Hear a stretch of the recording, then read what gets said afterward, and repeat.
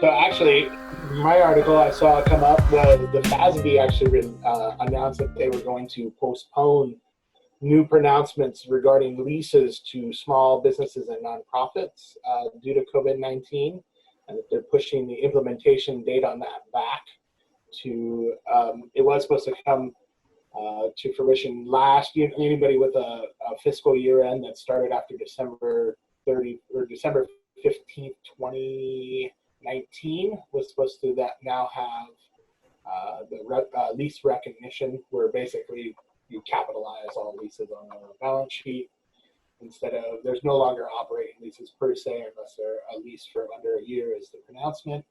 And so they decided to push that back because the implementation and the time required was too costly during the COVID-19 basis. And I was just wondering, the article doesn't mention it, but I can't remember a time when FASB pushed anything back like this due to a pandemic, but I might be wrong. I don't know if that was. So I thought it was kind of a unique situation. And normally these things go to a public discussion or whatever that lasts a few months so everybody can get their 2 cents in. But this one's actually being closed for public opinion within like 2 weeks of them announcing it on Wednesday. So I thought it was interesting. And then the other interesting part about the article is they said they carved out in addition, they also announced that they were, of course, public exposure documents. There was one other industry here. Oh, it was franchise businesses that are getting a relief because they were the ones that beat the door down so quickly of the FASB. I guess they mobilized and were spamming them with emails talking about their revenue recognition from franchisees. And so they said they said that they got quite a few calls and emails related to the franchise revenue recognition implementation as well. So those two items have been pushed back. So that they always do this. They make it like some kind of weird date, like December 15th.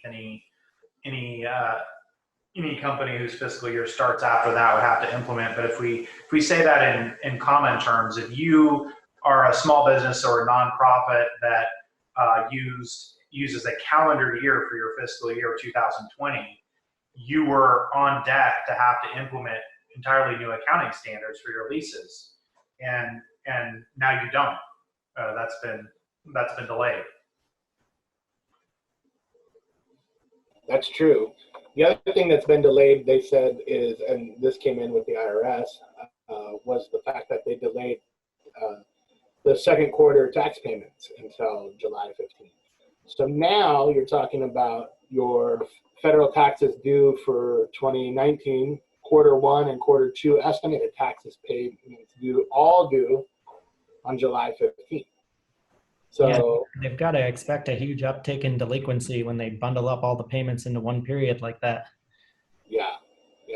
Because I don't know that people are going to effectively save, but then again, a lot of people are having a lot less income, so that solves that as well.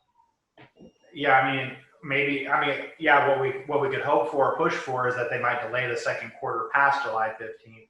I think the fact that second quarter would have been, I guess it would have been due June 15th, I think is how it works, right? And so the fact that they're pushing that back to July 15th, at very least that makes more sense and is easier to handle computationally, because most people are basing somehow in part their quarterly estimated taxes off their prior year tax return filing.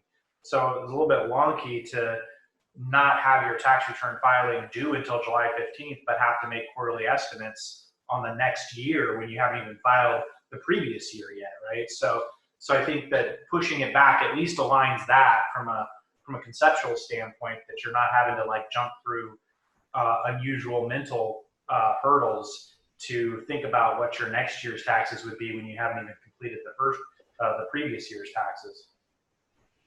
And I think most of the people I saw kind of bashing the ruling, talking about all those three payments being stacked up on top of each other, were making the point that it's April now, and they're applying for the PPP payroll protection plan loans, basically grants.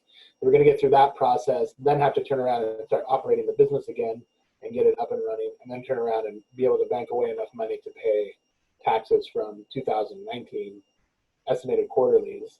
And then, I guess more to their point was the manpower it was going to take to get all that stuff done for everybody involved, as opposed to just the money portion. It would be a real headache of trying to come up with that kind of cash in that what seems like a very short amount of time.